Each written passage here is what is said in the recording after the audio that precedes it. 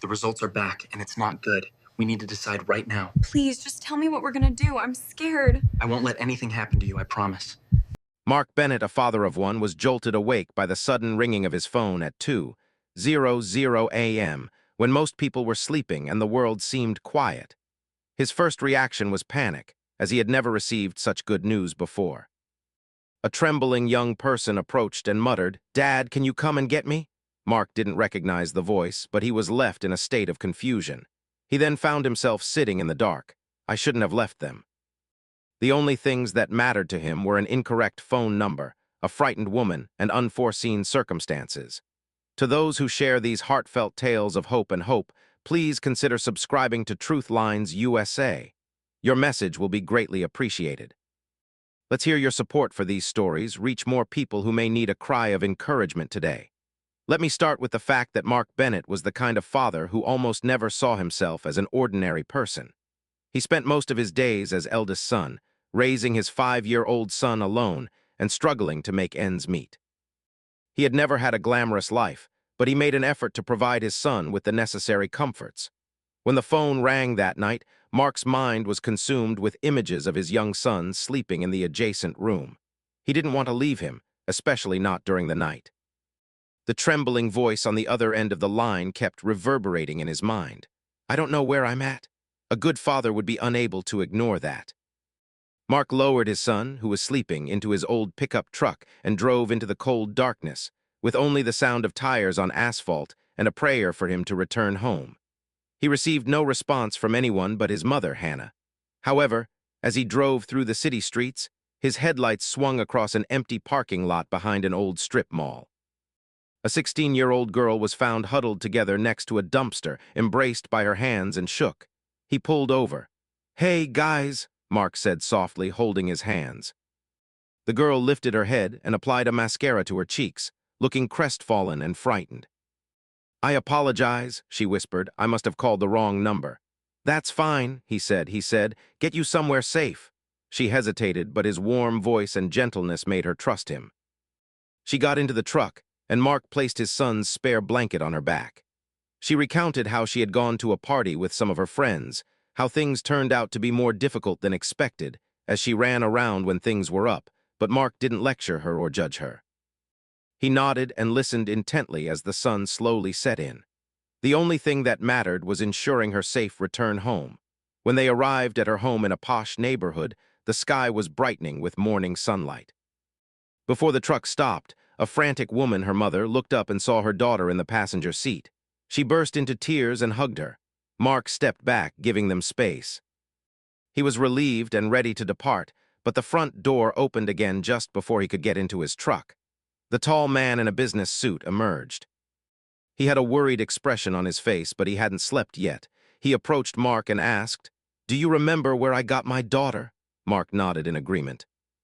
"I'm reassured that she's all right." The man greeted the woman with a handshake. "Thanks, Alan Foster." Mark Bennett embraced the gesture, but his expression changed slightly once their hands touched. Mark is marked by recognition, confusion, and surprise. Mark blinked in disbelief after remarking, "You work for my company." He succeeded, then it clicked. Alan Foster, the CEO of the massive tech corporation, whose name was printed on his janitor ID badge. Mark had never encountered him in real life. The CEO was staring at him as he revealed, "You were working overtime until 1:00 a.m., Mark said in an awkward tone. "Even after dialing the wrong number, you still came out," and Mark shrugged it off. She sounded terrified. The CEO appeared to be uncertain about what to say. He persisted in gazing at his daughter and then returning to Mark as if he were attempting to comprehend the magnitude of the situation. He finally asked for an invitation to enter. Mark tried to avoid it. His son was half asleep in the truck, and all that was left was for him to return home to his family, give him some food, and rest for a brief period. The CEO's wife came up to him and said, "You've saved our daughter. We need your proper respect." Mark complied, carrying his son into the room, which had a strange appearance due to the polished marble floors and modern furniture. Hannah embraced him, saying, "Thank you for your response." The chief executive officer stepped aside to have a quiet conversation with his wife, who seemed bothered and appreciative. Later, Alan came back and asked if he could ask for something. Why did you feel the need to put your own fee on the line for someone you don't know? With his cheek on his shoulder, Mark stared at his son who was sleeping. He swallowed deeply, as he had hoped for someone to do it for him. His words landed like a stone in the quiet kitchen. The CEO nodded slowly, deeply touched. After breakfast and a heartfelt farewell, Mark stood up to leave, but the CEO stopped him at the door. He said, "I can't let you go, man." The CEO's voice remained firm as he approached the stage. "Your kindness and bravery were important to me. People like you should be raised, not those who are burned out and working night shifts to survive." Mark protested, "I didn't do this for a reward." "That's why you owe an envelope." He gave it to Mark, who opened it slowly. The letter contained a full-time facility supervisor, guaranteed employment, 3 times his current salary, and complete benefits for both him and his son. The CEO stated that Mark sensed a thumping sensation in the room. "I don't comprehend, but you came to see my child when I was not there." "I am obligated to attend your job." Mark's throat tightened. He looked at the job offer, the assurance of stability he had been striving for since the birth of his son. His eyes watered. He made an effort to hide, but the CEO comforted him with a handshake. "I want to show you the importance of caring for someone you have no ties to," he said softly. Mark looked back at his son, tired and sleepy, and remembered the years before him. The girl he had found trembling in the dark haunted him deeply. He had no expectations of receiving anything in return, but kindness can come back in unexpected ways. He agreed to the offer. As he drove home that morning, Mark felt a sense of hopelessness. His son woke up in the back seat, rubbing his eyes, and Mark whispered, "Daddy got so much done today." The boy smiled and cried softly, as if to say goodbye to his son. "It's true, my friend. Being polite doesn't come easily. It usually happens at 2:00 a.m.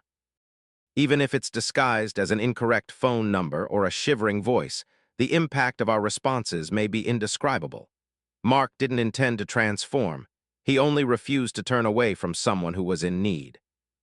His life and theirs were transformed by that. Or it could be as simple as showing up in public despite the darkness and hope that your kindness will be reciprocated. If this story resonates with you, don't forget to mention that there's someone out there who may also need your generosity tonight. Being present for them could be the turning point, so be considerate of one another and thank goodness for Truth Lines USA.